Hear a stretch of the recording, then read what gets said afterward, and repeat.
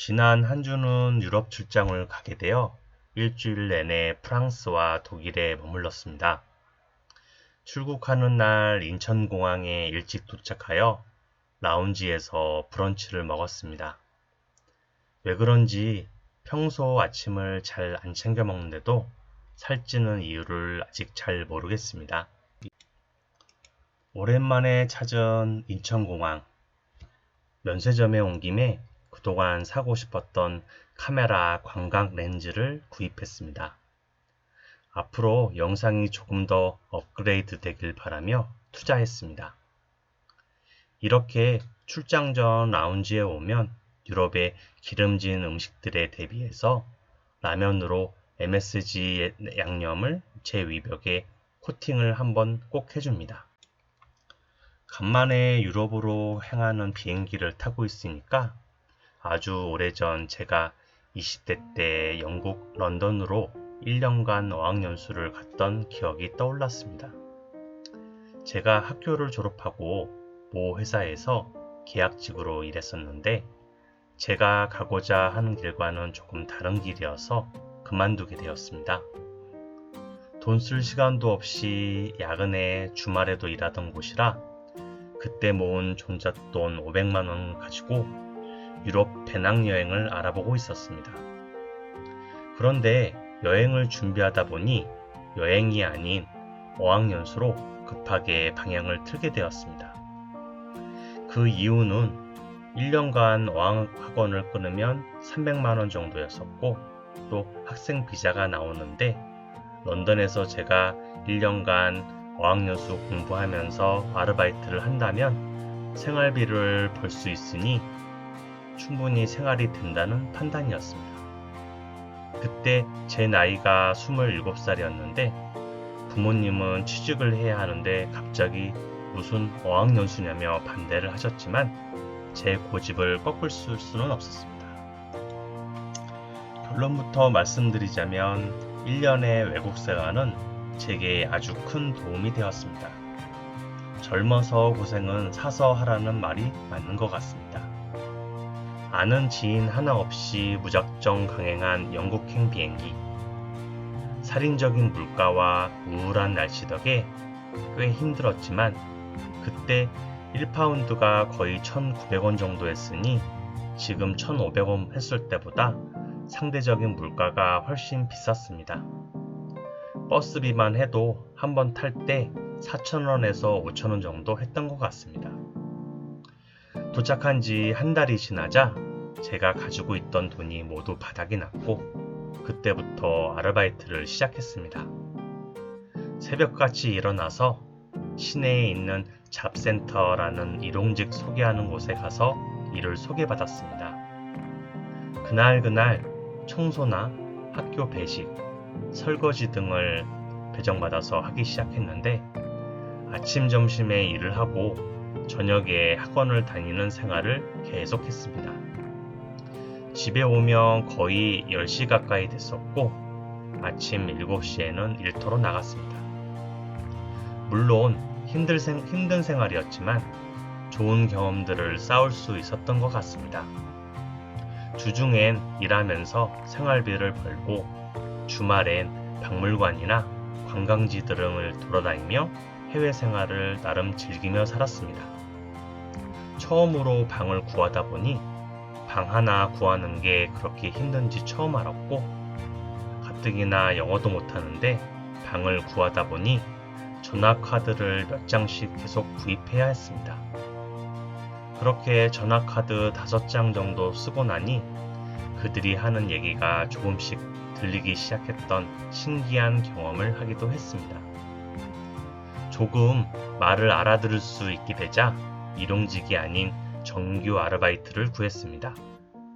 일본이나 이탈리아 레스토랑에서 설거지를 하루에 8시간씩 하며 그곳에서 나오는 점심을 먹고 저녁 또한 레스토랑에서 남은 음식을 싸가 저녁 학원 수업하기 전 혼자서 휴게실에서 식사를 했습니다. 학원 수업이 저녁 6시부터 9시까지였는데 집에 오면 저녁 10시가 넘었었고 그때 마시던 맥주 한 캔이 세상에서 가장 행복했던 맥주였습니다. 돈을 아끼려고 10년간 피던 담배도 끊었었고, 먹거리를 사러 외곽에 있는 독일계 마트 리들 같은 저렴한 마트에 가서 저렴한 콩통조림 등으로 끼니를 때운 적도 많았고, 쌀도 조금이라도 저렴하게 사려고 일반 쌀이 아닌 부서진 브로큰 라이스를 사서 먹기도 했었습니다. 고기가 먹고 싶어서 마트에서 유통기한이 얼마 남지 않은 할인 많이 되는 고기들을 마음껏 먹었던 적도 있었습니다. 그렇게 힘들게 일하고 먹는 것도 부실하다 보니 제 몸무게가 지금보다 20kg 적은 65kg 밑으로 내려왔었습니다. 살이 빠지고 몸이 힘드니 내가 일하러 온 건지 영어 배우러 온 건지 정체성이 흔들릴 때마다 나를 잡아두었던 건 꿈이었던 것 같습니다. 그때 당시 내가 하고 싶었던 일을 위해 영어는 꼭 필요했었고, 그 영어를 배우기 위해 이런 힘든 일을 하면서도 참을 수 있었던 것 같습니다. 제가 처음에 영국 공항에 도착해서 입국 수속을 할 때 저에게 영어로 물어보던 입국 사무관의 내용이 너 어디서 왔니? 언제까지 있을 것 같니? 그런 아주 간단한 것이었음에도 불구하고 저는 하나도 들리지 않았었고 이해하지도 못해서 30분간 그곳에 잡혀 있다가 풀려나기도 했습니다. 설거지를 하면서도 영어 단어장을 앞에다 놓고 영어 단어 외워가며 설거지를 했었는데, 그때 적어놓았던 영어 단어장은 물에 젖어서 고서처럼 변해버렸습니다. 어려운 환경이었지만 좀 독하게 영어를 배워보자는 생각에 학원에 가서도 한국 학생들과는 가급적이면 말을 하지 않았었고, 그렇게 한국말을 거의 쓰지 않고 100일 정도 지나다 보니 조금씩 영어가 들리고 말이 나왔으며 6개월이 지나자 가끔 영어로 말하는 꿈을 꾸기도 했었습니다. 중학교 때부터 몇십 년을 영어 공부 때문에 스트레스 받았는데 이렇게 생활을 영어로 하고 영어로 생각할 수밖에 없는 환경이 되다 보니 영어가 금방 늘었던 것 같습니다. 다만 아쉬운 점은 그 연수 이후에 취직하고 영어와 관련 없는 보직에 10년 정도 있다 보니 제 영어 실력도 많이 줄긴 했지만 유창하진 않아도 그들의 말이 들리고 일상적인 대화 정도는 합니다. 모든 일에 있어서 꾸준함이 가장 중요한 것 같습니다. 에피소드 하나 말씀드리자면 제가 어학연수 가기 전에 토익 시험을 시험 삼아 한번 봤습니다.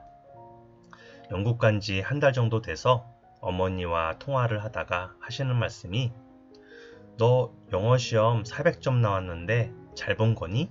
물어보셔서 제가 500점 만점이라고 거짓말한 기억이 납니다. 그 이후에 어학연수를 마치고 토익 시험을 다시 한번 보았는데 그보다 2배 늘은 800점이 좀 넘었습니다.